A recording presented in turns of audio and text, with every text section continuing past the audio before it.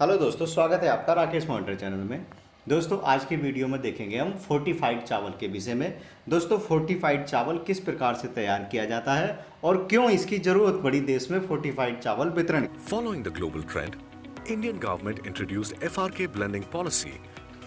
Ration की दुकान पर मिलने वाला चावल हो,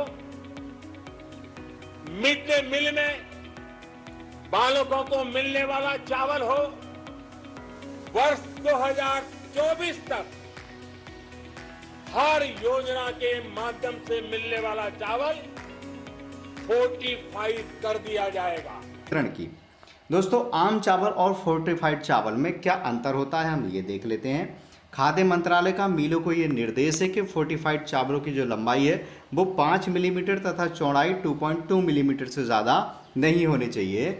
ऐसे में ये दिखने में आम चावल जैसे ही लगते हैं। हालांकि सरकार ने इन चावलों को अलग से पहचान का इंतजाम किया है। दोस्तों इसके पैकेट पर दोस्तों +F का निशान आपको देखने को मिलेगा। ये लोगो दोस्तों फोर्टिफाइड जो फूड्स होंगे उन पर ये निशान आपको देखने को मिलेगा +F। दोस्तों इस प्रकार का ये चिन्ह होगा जो सभी प्रोडक्ट पे आपको देखने को मिलेगा। इस प्रकार का जो चावल होगा इनके पैकेट पर ये लोगो बना होगा और इस पर लिखा होगा दोस्तों फोर्टिफाइड किया गया। फोर्टिफाइड चावलों को पकाने के लिए कोई अलग तरीका नहीं होगा, ये बिल्कुल सेम वैसे ही पकेंगे जैसे आप नॉर्मल चावल पक्ष में। जो चावल हैं वो दो तरह से होंगे, एक तो दोस्तों कोडिंग के थ्रू होगा और एक डस्टिंग के द्वारा बना हुआ होगा।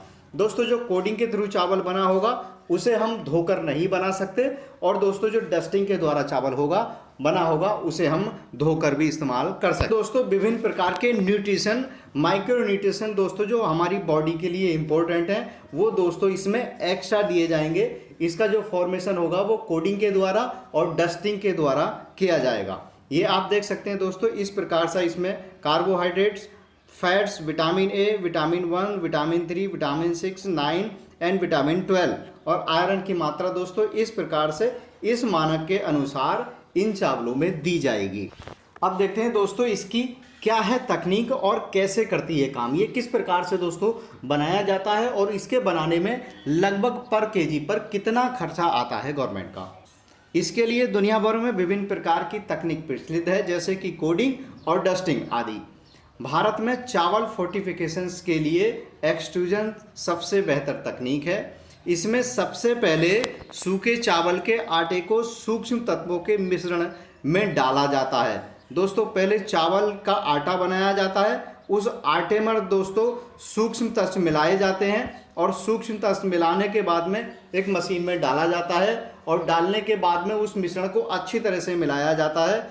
उसके बाद दोस्तों मशीन में ये चावल तैयार किए जाते हैं बनाकर। इसकी लंबाई और चौड़ाई फिक्स कर दी गई है गवर्नमेंट के द्वारा, और दोस्तों ये देखने में बिल्कुल हूबहू जो हमारे नॉर्मल चावल होते हैं उन्हीं के तरह लगते हैं।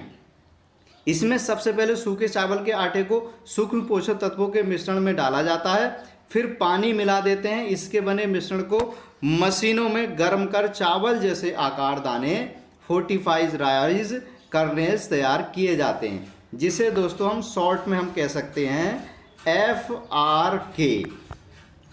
तो दोस्तों इसके बाद दोनों को ठंडा करके सुखाया जाता है, फिर इस्तेमाल के लिए पैकिंग किया जाता है। इन FRK की जो उपभोग की अवधि होती है वो लगभग 12 महीने तक दोस्तों ये चावल बेकार नहीं होता है। और दोस्तों इसमें जो खर्चा आता है वो गवर्नमेंट का कितना खर्चा आता है, 60 पैसे प्रति केजी, यानी कि दोस्तों 60 पैसे जो खर्च आता है वो 1 किलो पर सरकार का इसमें जो माइक्रो न्यूट्रिशन मिलाने का खर्च आता है। मंत्रालय का अनुमान है कि आयरन, फॉलिक एसिड तथा विटामिन B12 विथ FRK तैयार करने का जो खर्च है वो 60 पैसे प्रति केजी आएगा, जिसमें केंद्र सरकार और राज्य सरकार दोनों में डिवाइड किया जाएगा। दोस्तों ये दोनों में 50-50 भी डिवाइड हो सकता है और दोनों में दोस्तों ये 60-40 भी हो सकता है। ये 50-50 भी हो सकता है राज्य और केंद्र सरकार में, और दोस्तों 60-40 भी हो सकता है। ये केंद्र सरकार दे सकती है और ये राज्य सरकार दे सकती है। 1 किलो जो 45 चावल होता है इसमें दोस्तों कितना पोषण होता है ये आप देख सकते हैं कि इसमें दोस्तों आयरन 28 से 42 मिलीग्राम होता है, फॉलिक एसिड 75 से 125 माइक्रोग्राम होता है, इसी प्रकार से दोस्तों ये माइक्रो न्यूट्रिशन इसमें दिए गए हैं जो 1 किलो चावल में पाए जाए। नेक्स्ट देखते हैं दोस्तों कि इसलिए पड़ी FRK की जरूरत। दोस्तों क्यों जरूरत पड़ी हमारे देश में इस प्रकार के चावल बनाने की जरूरत क्यों पड़ी, क्यों आवश्यकता पड़ी? भारत में महिलाएं और बच्चों के कुपोषण का स्तर बहुत अधिक है। इसकी वजह से हर दूसरी महिला रक्त की कमी यानी एनीमिया से पीड़ित है। हर तीसरा बच्चा बौना है। बेसिक यानी कि दोस्तों जो हंगर इंडेक्स है, उस हंगर इंडेक्स में लगभग 107 देशों में से 94 यानी 94 स्थान पर दोस्तों भारत का स्थान है। तो इसलिए आप अंदाज़ा लगा सकते हैं कि भारत का जो हंगर इंडेक्स है वो कितना अधिक है। भारत में जो भूखमरी है वो आप कह सकते हैं कि बहुत ज़्यादा है और कुपोषण भी बहुत अधिक है। ऐसे में भोजन में पोषक तत्वों को मिला कुपोषितों तक पहुंचाना बहुत जरूरी है। यह कुपोषण से लड़ने में एक उपयुक्त तरीका है। और दोस्तों यह जो स्कीम है गवर्नमेंट की बहुत अच्छी स्कीम है और बहुत अच्छा तरीका माइक्रो न्यूट्रिशन पूरे करने का ये सबसे बेहतरीन तरीका है और ये बहुत अच्छी पहल है सरकार के द्वारा। फोर्टिफाइड दोस्तों जिस प्रकार के भी प्रोडक्ट होंगे उनके लगभग हर प्रोडक्ट पर दोस्तों इस प्रकार का +F का चिन्ह आपको उनके पैकेट पर देखने को मिलेगा।